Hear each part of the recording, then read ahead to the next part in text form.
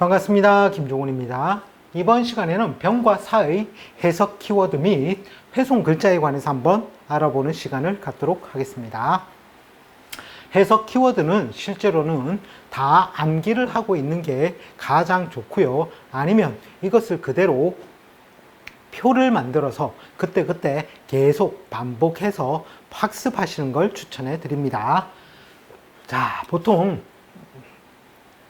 병은 기본적으로 병과 사는 빠르죠.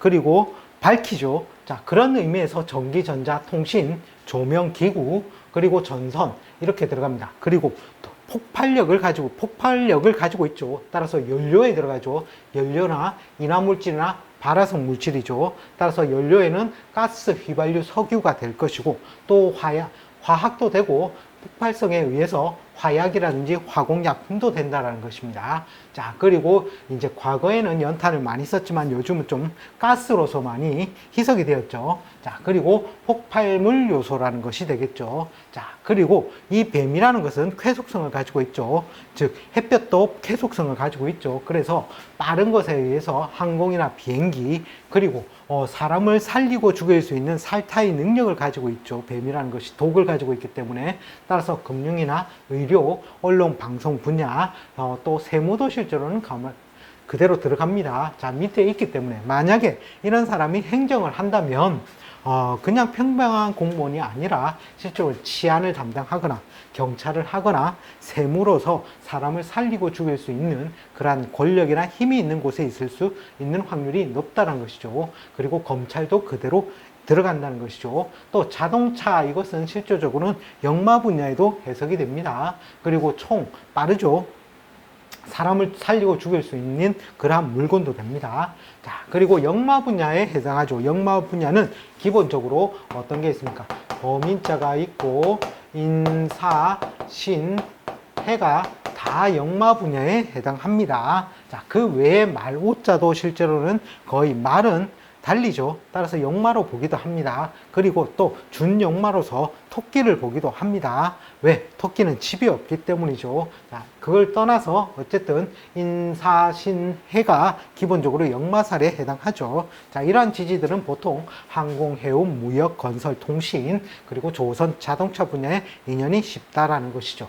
그리고 독극물, 그리고 유능하고 프로로서의 능력이 있는 글자가 됩니다. 자, 프로로서의 능력은 대제자가 빠지고 개술자가 들어가겠죠. 프로라는 것은.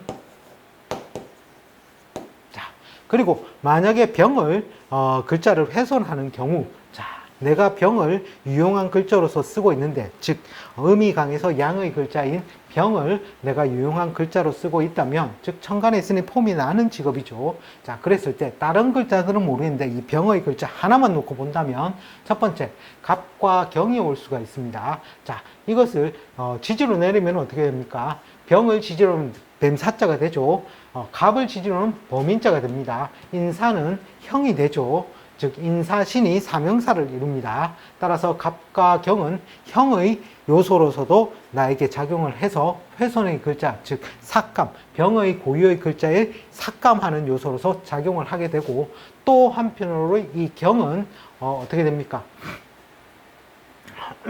사신, 합의 효과로도 되죠. 사신, 합의 효과로서 그런 작용력도 기본적으로 존재를 해서 삭감 요소가 들어간다는 겁니다. 자, 그리고 천간의 신은, 병과 신은 천간 합을 하죠. 합은 기본적으로 합탐망하라는 것입니다. 합이 좋다라는 것도 있지만 실제로는 나의 글자의 기운을 망신하는 작용이 결국에는 온다라는 것이죠. 따라서 뭔가 신생세일 가담이라든지 새로운 것을 만들어내거나 식구가 는다라든지, 그죠? 그런 일은 있을 수 있지만 거기에 매여서 내 본래 목적을 이루려는 그러한 성질이 망각하게 된다는 것이죠.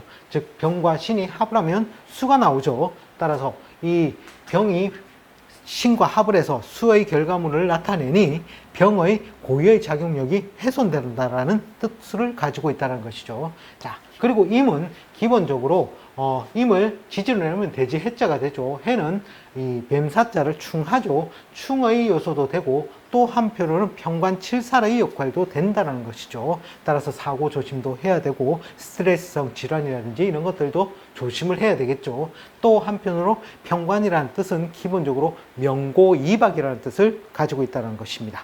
따라서 명예는 드높일 수 있으나 실제로 이문은 박한 모양, 먹을 잔치는 벌어졌는데 먹을 것이 적은 모양이 실제로는 평관의 역할이죠. 자, 그리고 병은 실제로 12운성상 개술자의 인묘를 합니다. 인묘라는 것은 즉 무덤 속에 들어간 모양이라는 것이죠. 즉 이것은 유형에서 어떤 상태?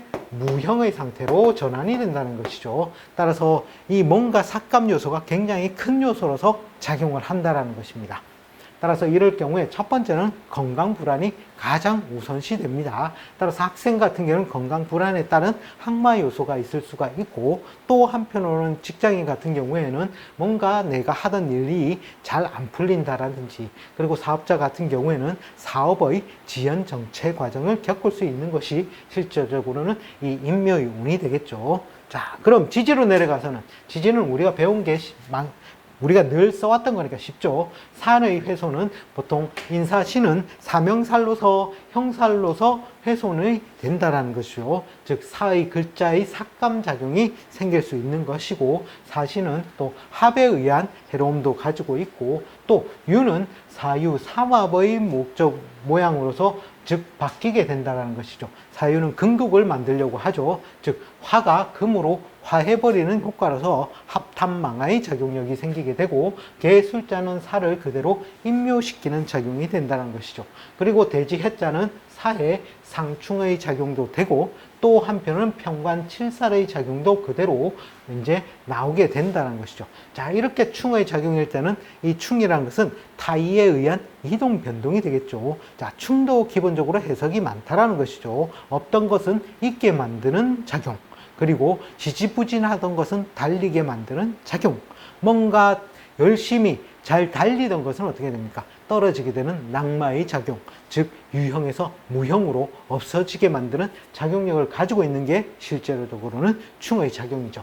따라서 이 병의 훼손과 사의 훼손도 다른 글자의 영향력에 의해서 다른 간지들이 올 수는 있지만, 기본적으로 병이라는 것은 이러한 글자가 훼손을 가지게 되고, 사라는 글자는 이런 글자들이 훼손성을 가지게 된다라고 썸머리를 해주시면 좋겠습니다.